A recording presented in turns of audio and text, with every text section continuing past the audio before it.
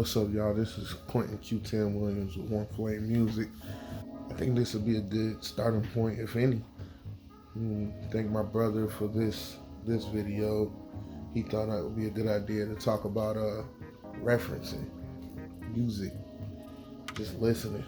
For anybody that's a beat maker, producer, engineer, and even songwriter, you guys know that listening to music and having an ear for what you want is important. I don't think I'm even saying anything new or whatever in that aspect. I think it was really cool for my brother. Just recently got into music in the past couple years as far as like being a creator of it, which here soon y'all gonna be hearing him. He's getting nasty with it. But it was a really cool starting point. I think a revelation for him that he wanted me to bring up. But basically, sound references. Important.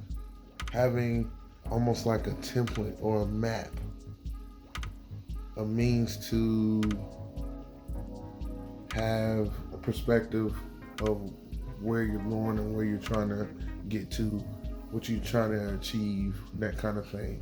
Getting good sound references is really key, especially depending on when you're starting to get into tracking and producing for particular avenues in the music and media world.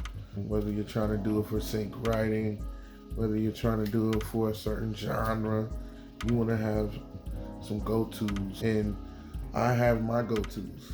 My go-tos originally started from wanting to have a good reference for vocals, of how I wanted my vocals to sit in the mix. And then I had my references of how I wanted my instruments to sit in the track. Those are all like strategic things for a beat maker or a sound engineer trying to achieve a certain level of vocal quality and range and where you want it to hit in the mix and things like that. All that's really strategic, and so having good references is really dope. So the way I do it, I did this from early on. Nobody really told me to do this, but what I would do is, especially if I know I'm really getting into a deep mix mode, I would go outside, actually sit down and close my eyes and clear my head and clear and try to get in the most quietest place that I can for 15-20 minutes and just listen to the world and listen to how it sounds around me. That will have you go into a mixing situation where you are so in tune with what's going on and where each little thing is, especially with sound design and things like that. So I think that would be a good starting point for anybody that's beat making. Hopefully this is helpful to those of you guys that's trying to get into beat making, those of you guys that's been checking my stuff and appreciate what I do and put out. Go to oneflamemusic.com to hear some of my stuff. I'll let your boy One Flame. Mike.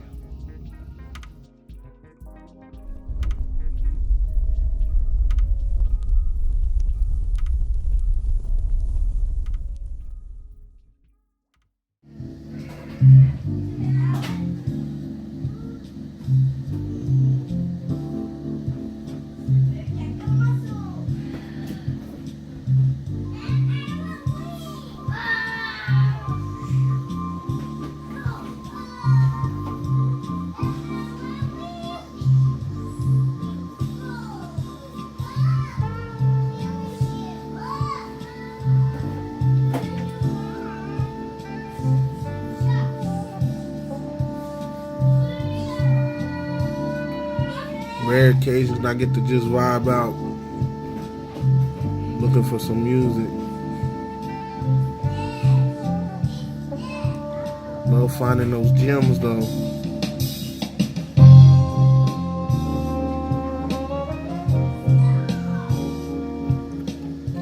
Keep vibing.